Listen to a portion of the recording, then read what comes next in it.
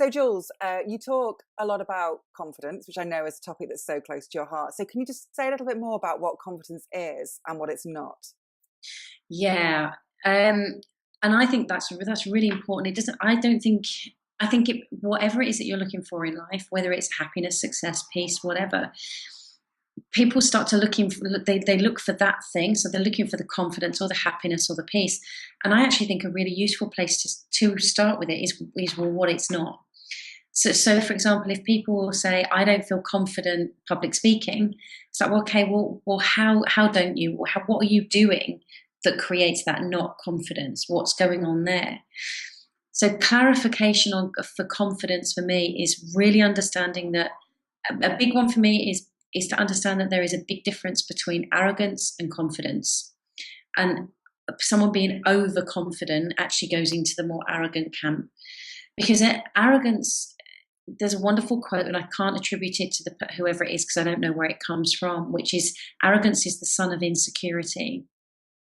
And I think to me that's a clear indicator that when anyone is being arrogant or doing arrogant behaviours, which are usually categorised as being loud, not listening, opinionated, making themselves bigger or their stories bigger, or striding or strutting or doing whatever they're doing where that kind of side of things is concerned, ignoring other people, it's all about them. When somebody's exaggerating and being in that way, it's usually because they're trying to cover up how they feel, or something that they're experiencing, or if they're feeling insecure.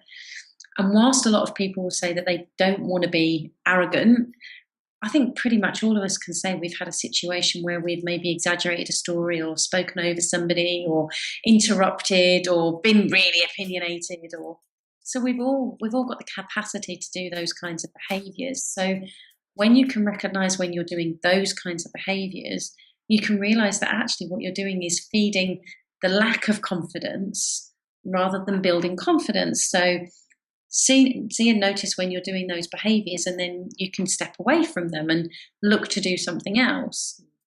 And it might be, if you're talking a lot, shut up. It might be if you're not talking that much, actually just up those stakes a little bit more. There's ways of playing around with that. My personal biggest breakthrough with confidence was understanding where it comes from. So its derivation is from two Latin words, which is confidere. And confidere means with trust. So if you think about a confidant, is somebody that you trust your secrets, your information to. If you want to have confidence, self-confidence, is actually you're looking to have self-trust. So that's trusting in with yourself, which is about feeling secure. So it's the complete opposite of that kind of arrogant, insecure, exaggeration behavior. It's actually being secure. So it's about you trusting who you are, trusting how you are, and not making that wrong. Which is not, I recognise it's easier to say than it is to do, because we get caught in that world of doubting ourselves.